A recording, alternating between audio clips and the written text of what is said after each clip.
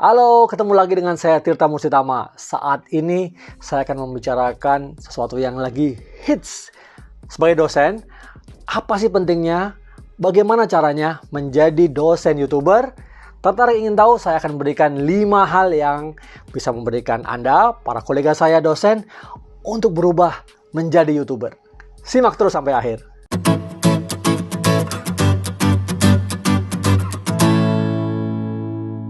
Apa kabar para kolega semua, dosen di seluruh Indonesia, dan juga para mahasiswa-mahasiswa yang sudah menjadi subscriber setia dan pengikut dari video-video saya. Jangan lupa yang belum subscribe, hit subscribe sekarang dan loncengnya jangan lupa dibunyikan agar nanti Anda mendapatkan update informasi terbaru tentang kehidupan di perguruan tinggi, sukses belajar, penelitian, publikasi, dan saat ini saya akan berbagi dengan para kolega saya dosen, yaitu tentang kenapa sih dosen menjadi YouTuber? Kenapa tidak? Yang pertama, saat ini kita menghadapi situasi pandemi COVID-19, suatu pandemi kesehatan global yang menimpa seluruh masyarakat di seluruh dunia. Akibatnya apa? Akibatnya membuat kita harus berubah. Sistem pembelajarannya berubah. Cara kita mengajar yang tadinya face to face, kita datang ke kampus, kita pergi ke kelas, ketemu mahasiswa secara fisik, sekarang tidak lagi. Semua dilakukan secara online atau paling tidak blended learning. Online pun atau secara daring pun kadang-kadang dilakukan dengan berbagai macam cara. Video conference kah? Apakah melalui Zoom, Google Meet, dan aplikasi yang lain, atau hanya menyampaikan dengan piranti aplikasi lunak lainnya, WhatsApp misalnya, atau email dan lain-lain. Karena begitu banyak persoalan infrastruktur yang mungkin belum memadai di luar sana, di pelosok-pelosok seluruh Indonesia. Artinya apa?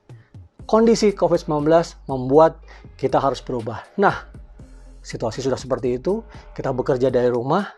Bagaimana agar profesi kita sebagai dosen tetap bisa kita lakukan dengan baik, tetap bisa berkontribusi kepada mahasiswa kita dan kepada institusi di mana kita bekerja dan kepada kemajuan bangsa dan negara. Itu yang pertama. Alasan yang kedua adalah kita mengekspresikan keahlian kita. Kita harus bersyukur kepada Tuhan bahwa kita diberikan kesempatan sebagai dosen. Paling tidak saat ini kita sudah mengenyam pendidikan hingga S2. Karena syarat minimal menjadi dosen, kalau dari jalur akademik adalah S2. Kita berikan ilmu kita yang sudah kita pelajari dari S1, S2, atau juga mungkin kalau kita ada profesi yang lain, kita berikan kepada masyarakat. Kita berikan kepada para mahasiswa kita dengan cara-cara yang berbeda. Cara-cara yang tidak konvensional. Kita harus menemukan cara yang baru, yaitu melalui teknologi secara digital. Kita rekam dengan alat yang kita punya. Seperti saat ini saya hanya merekam dengan kamera handphone. Ya, semua video-video saya saat ini, hingga saat ini, saya merekamnya dengan kamera handphone. Nah, tetapi hasilnya alhamdulillah baik. Nah, untuk itu mari, sekali lagi, apalagi kalau yang kita sudah berpendidikan S3, dari jenjang jabatan akademik, lektor kepala, bahkan kalau sudah menjadi seorang guru besar sekalipun. Alhamdulillah sebagai guru besar, saya juga berusaha menyampaikan ilmu-ilmu saya, pengetahuan saya, pengalaman saya, apa yang saya alami dan saya ketahui kepada masyarakat luas, tidak hanya kepada mahasiswa di mana saya bekerja di Universitas Pendidikan Nusantara misalnya. Nah, kenapa? Karena semakin banyak ilmu yang kita bagikan kepada mereka, ilmu itu akan semakin luas kebermanfaatannya. Dan ilmu adalah satu-satunya kekayaan kita yang melekat pada diri kita, tetapi kalau kita bagikan, tidak akan ada habisnya. Beda dengan kekayaan lain, sifatnya materi misalnya. Anda bagikan ke orang lain, selesai, habis gitu ya. Nah, ini menjadi penting.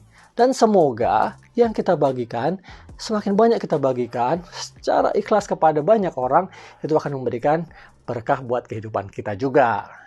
Alasan yang ketiga, kenapa kita harus menjadi YouTuber adalah mengekspresikan hobi kita. Sebagai manusia, profesi dosen adalah profesi kita sehari-hari. Namun demikian, kita juga memiliki hobi-hobi. Coba Anda pikirkan, hobi apa yang selama ini Anda tekuni? Misalnya dari olahraga ya, sekarang banyak orang bersepeda, orang lari, jogging, atau juga berenang, misalnya sepak bola, bulu tangkis, dan lain-lainnya. Atau Anda punya hobi berkebun, memasak, atau punya hobi musik, membuat lagu, bermain musik. Anda bisa membuat satu tutorial-tutorial dari semua alat-alat musik yang Anda kuasai. Anda berbagi. Atau misalnya Anda suka bikin puisi, Anda suka menuliskan puisi, membaca puisi, atau menuliskan cerita pendek, novel bahkan, atau menulis buku. Bagikan tips-tips itu, keahlian kita dari hobi kita kepada masyarakat. Siapa tahu semua itu akan memberikan manfaat kepada khalayak luas. Mengekspresikan hobi kita tidak hanya kalau kita sudah ahli kita sudah jago di hobi itu, tapi kita menceritakan perjalanan kita dalam menjalani hobi itu juga merupakan sesuatu yang menarik, yang khas. Misalnya dari belajar gitar ya, atau belajar ukulele. Saat ini saya belajar ukulele ya. Dari tidak bisa tapi saya ingin sekali mempelajari itu. Mungkin bagaimana langkah-langkahnya, dipraktekkan, berbagi dengan yang lain. Mungkin yang lain kemudian memberikan komentar, memberikan saran, masukan. Jadi perjalanan kita menjalani hobi kita bisa diikuti oleh khalayak lain dan yang bisa mendapatkan manfaat, dan kita pun juga bisa mendapatkan manfaat dari komentar-komentar atau ketika viewers melihat kita. Alasan yang keempat, kenapa dosen layaknya harus menjadi YouTuber adalah memberikan manfaat kepada orang lain. Tadi dari awal sudah saya sampaikan, kita berbagi tentang keahlian kita, berbagi tentang hobi kita. Situasi harus berubah, memaksa kita kepepet, maka kita harus berubah. Tapi dengan ilmu yang kita miliki, insya Allah dengan izin Tuhan Yang Maha Kuasa, kita berbagi, barokahnya akan mengalir terus ya. Murid-murid kita, mahasiswa-mahasiswi kita akan mendoakan kita insya Allah dengan ilmu-ilmu, pengalaman, keahlian yang kita berikan, keterampilan yang kita sampaikan, kita ajarkan kepada mereka. Ingat, satu hal yang buat kita mungkin biasa-biasa saja, karena kita sudah merasa cukup mahir atau mahir menguasai hal itu, buat kita mungkin sesuatu hal yang sederhana. Tapi ingat, khalayak di seluruh Indonesia, bahkan di seluruh dunia sana, ingin belajar sesuatu yang mungkin buat kita ada sesuatu hal yang sederhana, atau sesuatu hal yang sepele. Tapi hal yang sepele buat kita, yang biasa saja buat kita, mungkin menjadi hal yang luar biasa buat sahabat-sahabat kita di luar sana. Nah, sekalipun misalnya Anda mengajarkan sesuatu tentang pengantar, sesuatu tentang hal-hal yang simple saja, yang sederhana. Tapi di sana orang mungkin tidak punya kemewahan untuk mengetahui itu. Belajar langsung dari orang-orang hebat seperti Anda. Ingat, apabila sesuatu hal itu mendapatkan manfaat, dirasakan dampaknya buat orang banyak, nanti mereka akan berterima kasih, bersyukur kepada Tuhan, mendoakan kepada kita, dan kita akan menjadi lebih bahagia. Kita merasa apa yang kita dapatkan, apa yang kita perjuangkan, mencerdaskan kehidupan bangsa, membuat harkat hidup masyarakat lebih baik, insya Allah bisa tercapai, dan hidup kita menjadi lebih baik.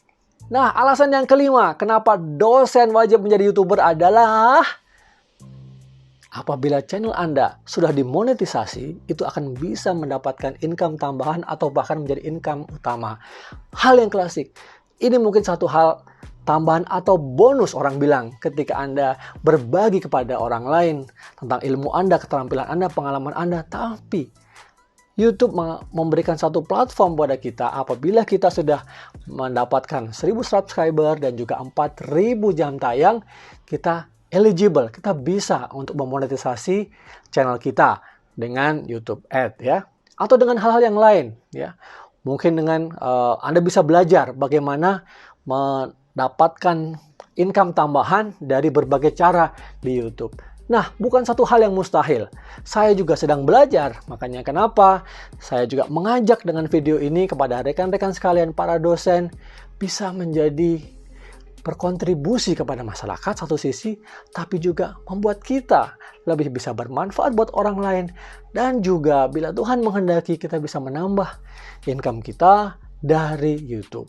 Besar kecilnya adalah relatif, tapi perjalanan mendapatkan uang dari YouTube itu suatu pengalaman yang luar biasa. Kita nobody, kita adalah orang biasa saja dalam dunia pendidikan ini katakanlah. Tetapi dengan keahlian kita, kalau kita berhasil menyusun satu langkah-langkah tertentu, sesuai dengan platform di media online atau di YouTube ini, kita akan bisa mencari jalannya. Setiap orang memiliki jalan yang berbeda-beda ketika terkait dengan income tambahan atau bahkan income utama dari YouTube. Nah, kita akan bicara panjang soal hal itu. Baik, 5 hal ini yang saya sampaikan alasan kenapa kita, para dosen, saya harapkan, saya dorong Anda untuk menjadi YouTuber. Kalaupun Anda tidak mau mendapatkan income tambahan atau income utama dari sini, tapi paling tidak dengan Anda menjadi YouTuber, Anda bisa membagi semua yang Anda punya kepada orang lain, dan itu merupakan satu hal yang luar biasa, membuat hidup Anda lebih bermakna. Baik, jangan lupa subscribe, like, dan share. Jangan lupa tekan loncengnya. Sukses, saya tunggu YouTube channel yang akan Anda buat. Kalau Anda sudah membuat YouTube channel dan Anda dosen, silahkan tuliskan channel Anda di dalam kolom komentar video ini. Saya akan kunjungi channel Anda dan berikan komentar. Baik, sampai ketemu lagi. Sukses untuk Anda semua, para dosen Indonesia, dosen YouTuber Indonesia. Sampai ketemu lagi. Bye.